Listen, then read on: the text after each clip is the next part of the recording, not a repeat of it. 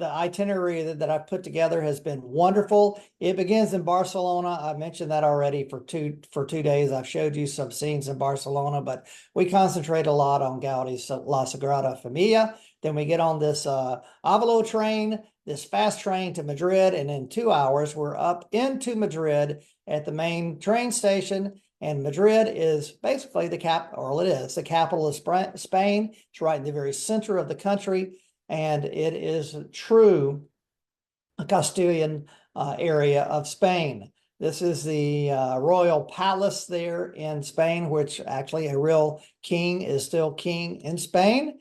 Kind of a figurehead. This is the cathedral right next door, and this is the city hall. We also probably have an opportunity to go see flamenco dancing there in Madrid. Tío Pepe is a famous symbol and a billboard there as well, because it's a liquor that is manufactured right there in the Madrid area. This is inside that royal palace, and they only allow us to take photos right there. And then we can't take any other photos, but we have a guide, one of my friends called Fernando, Fernando, sorry, I'm thinking of somebody in Italy. Fernando, who is there to help us and show us around. This is a park called Retiro Park.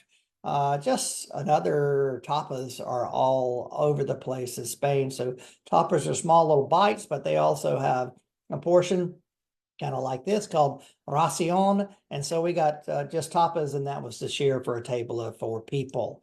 That's one of the restaurants we went to. And there's also the La Bucari market as well there in Madrid. That happens on Sundays and a couple of other days a week where everybody comes out and celebrates and visits and has a market.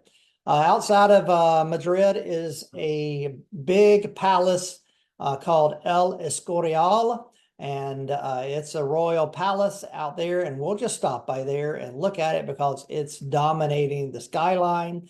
And then we visit the Valley of the Fallen. You know, the Spanish had a civil war and ended in the 1970s, but here is underneath this cross and in the mountain is a Catholic church that honors all those who died in the battle on both sides of that battle. Segovia is a wonderful town just north of Barcelona, about an hour. We stay overnight there. You can see this impressive Roman aqueduct throughout the town. Here we go with some more sangria. Sangria is, I talked to you about gazpacho, but sangria is a refreshing punch, let's say, wine and other juices and things. And that, between that and sangria, you got to have that in Spain no matter what time of year you're there. It's also famous for roasted suckling pig. And this is the most famous roasting suckling pig restaurant in all of Spain. This is all they serve there. And they take that and get a cleaver and chop it up, and we eat and feast on that. Just think of pulled pork without the looking at the pig's feet and head and snout and all of that. It's got a wonderful cathedral right there in town. All of this area is pedestrian friendly, so no cars or anything there. It's very walkable. We're overnight one night in Segovia.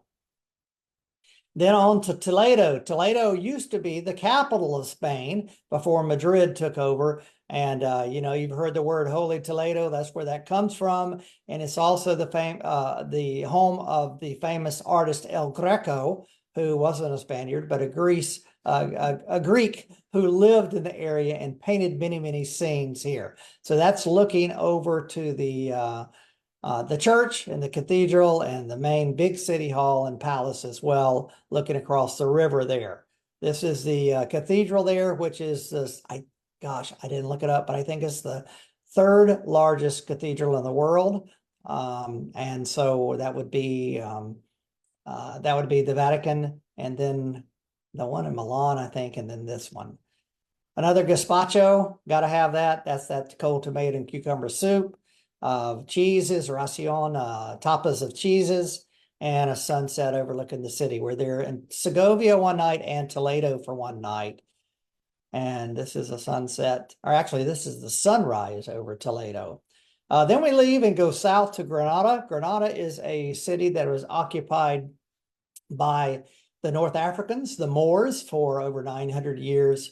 And so it is a beautiful place. And this is one of the places that I have found a location I love to go to and have dinner up here on this hill overlooking that palace there, which is the royal palace of the Moorish princes that were there.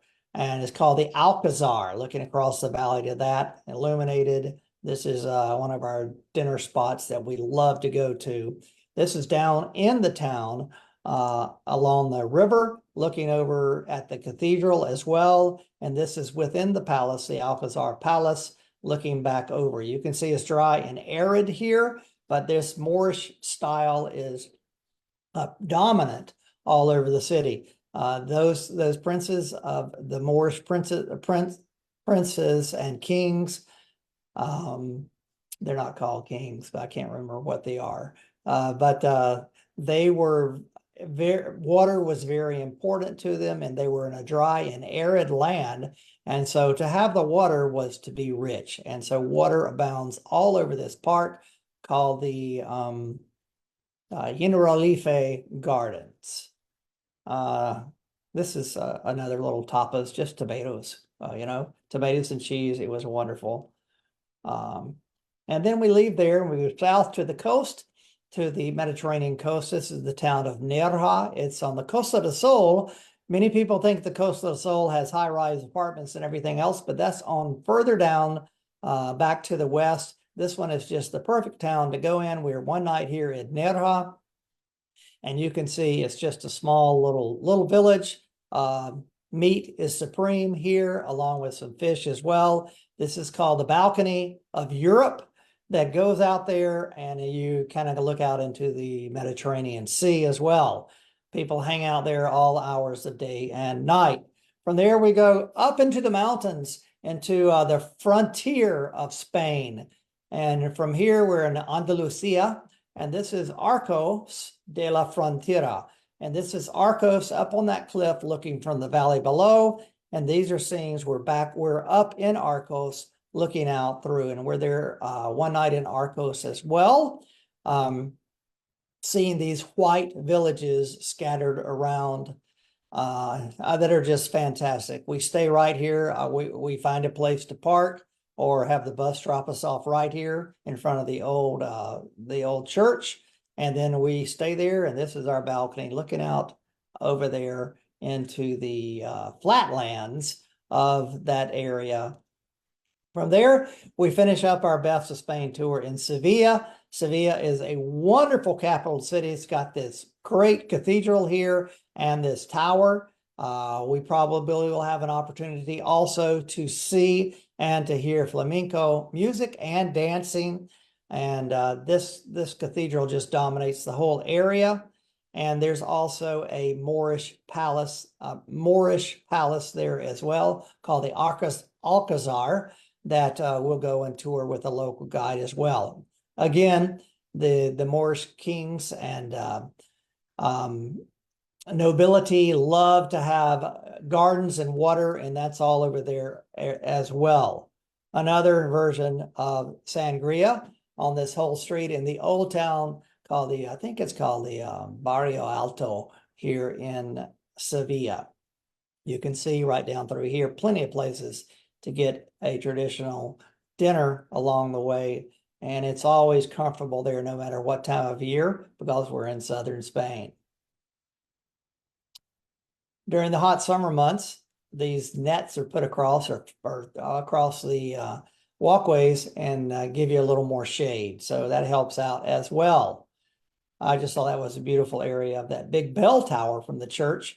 And that was made, actually, it was made so that horses could go all the way to the top because men didn't want to climb up there. The river runs right through there and some ancient ships. And here is an actual real used bull ring as well. And some of this famous ham, Iberico ham and cheese from the region. So that's the Best of Spain tour, 13 days.